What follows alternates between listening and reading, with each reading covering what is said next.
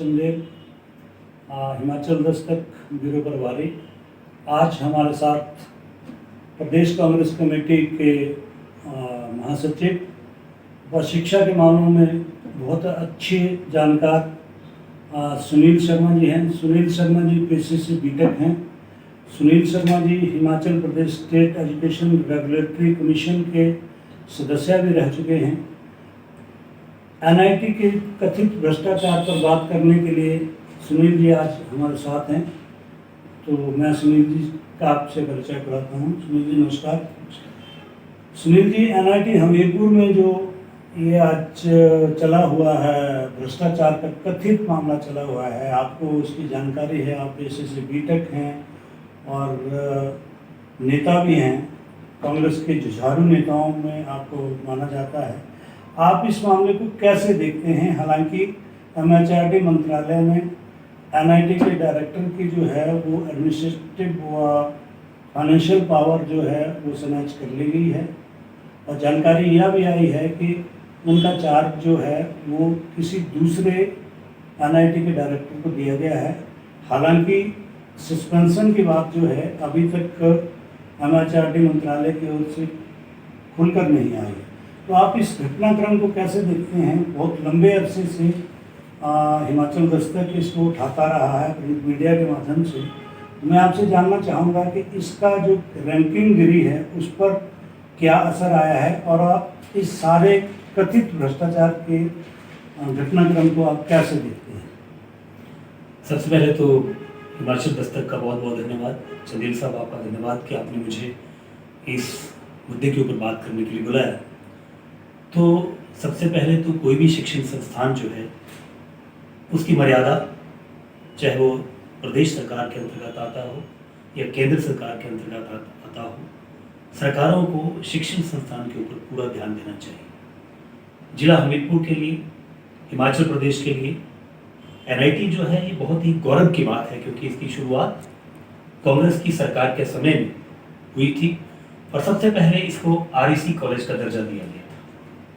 तो प्रदेश का इसमें बहुत ही योगदान है।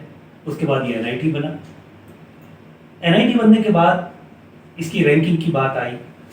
इसके अंदर हो रहे जो कथित घोटाले कह लीजिए या कथित आरोप प्रत्यारोप कह लीजिए, वो बड़े दुखद हुए। और किसी भी शिक्षण संस्थान में जो मैनेजमेंट है उसका सही होना ही उसकी रैंकिंग के लिए बहुत योगदान करता है। लेकिन जब मैनेजमेंट ही ऐसे काम में संलिप्त हो तो आप महसूस कर सकते हैं कि वहाँ पे शिक्षा का वातावरण क्या रहा होगा। आपने कहा कि केंद्र सरकार ने अभी एमएचआरडी ने एक्शन लिया, उनसे पावर्स स्नैच कर ली गई हैं। उनको जो एनआईटी जालंधर को इसके बारे में पावर दी गई हैं। मुझे इसकी अभी जानकारी नहीं है, लेकिन मैं एमएचआरडी से और केंद्र सरकार से ये प्रश्न पूछना चाहूँगा कि इतनी देरी के बाद उन्होंने ये काम शुरू किया।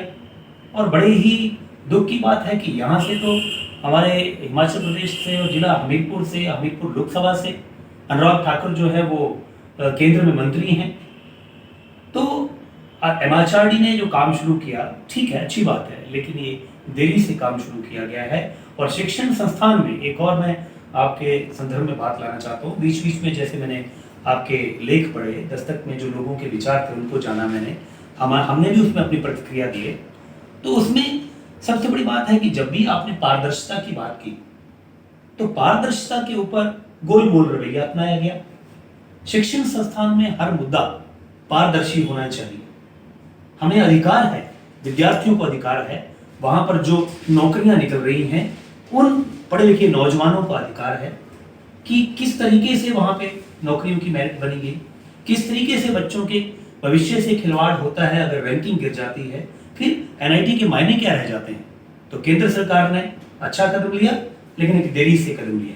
सुनील जी, मैं ये क्या मानूं कि जो शिक्षा है वो जिसको कभी मिशन कहा जाता था, तो क्या ये शिक्षा का जो तंत्र है ये क्या भ्रष्टाचार की ओर चल पड़ा है? ये आपने बड़ा अच्छी सही बात की कि मेरा तो ये मानना है कि चाहे सरकार किसी की भी हो, सरकारों के दो मुख्य मुद्दे होने चाहिए, एक शिक्षा और दूसरा स्वास्थ्य। और शिक्षा ऐसी हो कि गरीब से गरीब परिवार का व्यक्ति अगर गुणवत्ता रखता है तो उसका बच्चा पढ़ सके।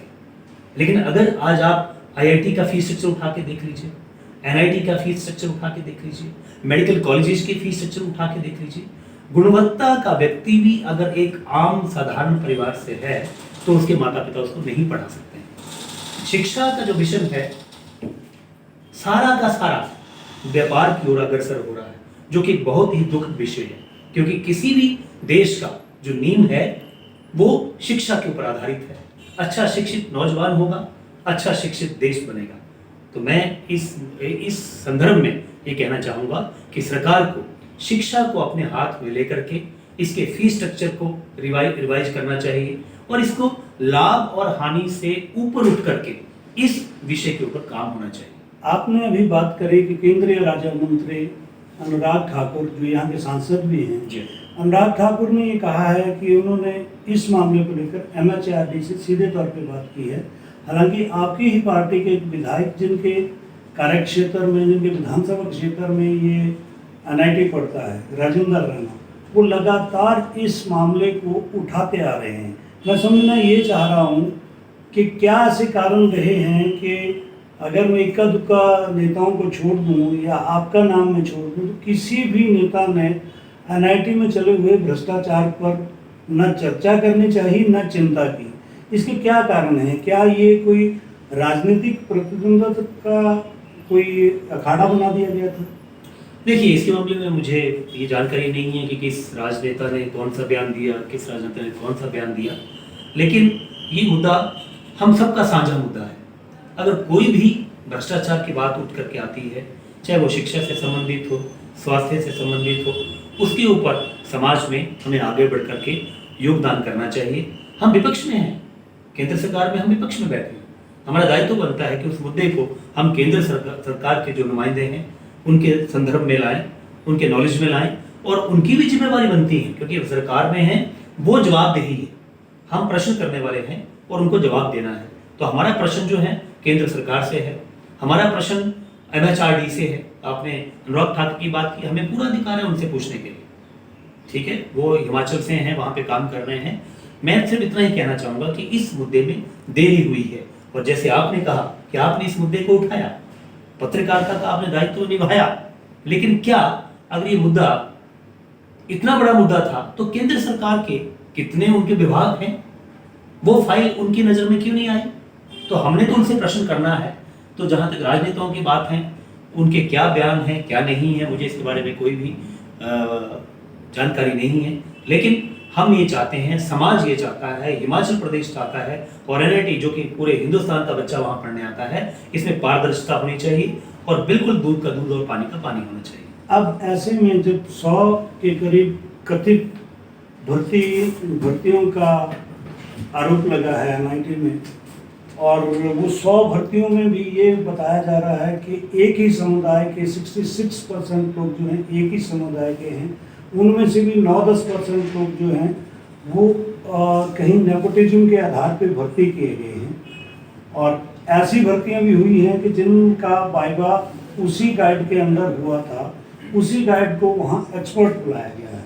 तो ये जो भर्तियों में धांधली है, और इसके अलावा जो आरोप लगा है कि वहाँ पे वित्तीय गड़बड़ियाँ हुई हैं, सीड मनी जो है उसका दुरुपयोग हुआ है, करोड़ों रुपए के लोन वो ताज़ा भर्ती हुए लोगों ने लिए हैं। तो इस सारे मामले की जांच जो है, आप क्या चाहते हैं कि, या आप क्या मांग करते हैं, क्या सोचते हैं कि इसकी जांच अब किससे हो? देखिए, जहाँ तक आपने नौकरी की बात की, एक ही समुदाय की बात की, एनआईटी पूरे हिंदुस्तान का एक शिक्षण संस्थान होता है जहाँ पे हर किसी को अप्लाई करने का अधिकार है। और लेकिन नौकरी की प्रक्रिया में जो सिलेक्शन कमेटी होती है, उसे एक चैनल बनाया जाता है। उस चैनल में अगर ये पकड़ा जाता है कि किसी ने अपने किसी बेनिफिट के आधार पे किसी की वहाँ पे नियुक्ति की है और ये प्रूव हो जाता है और वो नियम के खिलाफ है, तो ये बहुत ही बड़ी शर्म की बात है और बहुत बड़ी गड़बड़ी की बात है। और हाँ, ये एक पहली बार ही कुछ प्रश्न उठ करके आए, हालांकि इन प्रश्न का जवाब हमारे पास नहीं है कि 66% या जितने भी आपने बताए, मैं प्रतिशत की बात तो नहीं कहूँगा, लेकिन हाँ, यहाँ पर एक ही समुदाय के लोगों की अधिकतम नियुक्तियां हुई हैं। प्रश्न ये होता है कि आपके हिमाचल प्रदेश में योग्यता नहीं है या किसी और प्रदेश में योग्यता नहीं है, या इससे पहले भी यहाँ पे नौकरियां निकलती थी, लोग आते थे, लेकिन कुछ ऐसा लगता है जैसे कुछ दिशा में कुछ बिखराव आया है और कुछ ना कुछ इस तरीके से आंकड़ों को पेश किया गया है। क्योंकि आंकड़ों का बनाना, इंटरव्यू का काम करना, ये कुछ ऐसी चीजें हैं जिसमें कुछ लोगों ने इसको अपनी मोनोपोली समझ रखा है। पारदर्शिता नहीं। मेरा प्रश्न जांच से था। जांच तो इसको किस स्तर की देखिए, जांच शिक्षा के स्तर के ऊपर तो ये जांच ऊंचे से ऊंचे स्तर पे होनी चाहिए, और उसमें सबसे ऊंचा स्तर हिंदुस्तान में सीबीआई का है, वहां से होनी चाहिए, ताकि इस पारदर्शिता को ढकने के लिए कुछ और लोग ऐसा ना आ जाएं जो इसको क्लीन चिट दे दें। तो उसको बचाने के लिए हमें देश की सीबीआई के ऊपर विश्वास है, लेकिन ये पारदर्शी होना चाहिए और इसमें एमएचआरडी को आगे बढ़ करके काम करना चाहिए।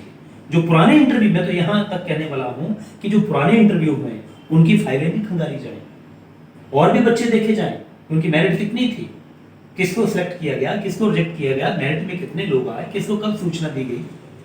तो ये एक बहुत ही गंभीर मुद्दा है जिसमें उच्चतम स्तर का जो जांच है सीबीआई के द्वारा, ये होना चाहिए। सुनील जी, आप हमारे कार्यालय आए, इसके लिए धन्यवाद, समय दिया आपने। और ये थे सुनील जी जिन्होंने अपनी बेबाक टिप्पणी जो है वो एनआईटी के भर्ती घोटाले पर रखी है।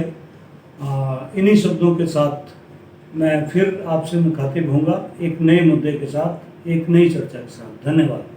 National award winner Wembley paints and chemicals 1961 से आपकी सेवा में। NC sealer, TT clear, PU Platina, cement primer, euro interior emulsion, silk touch luxury emulsion, Maxima protect exterior emulsion, synthetic enamel जैसी शानदार विस्तृत रेंज। जनाब, आपको क्वालिटी चाहिए तो वेम्बले पेंट से लगाइए।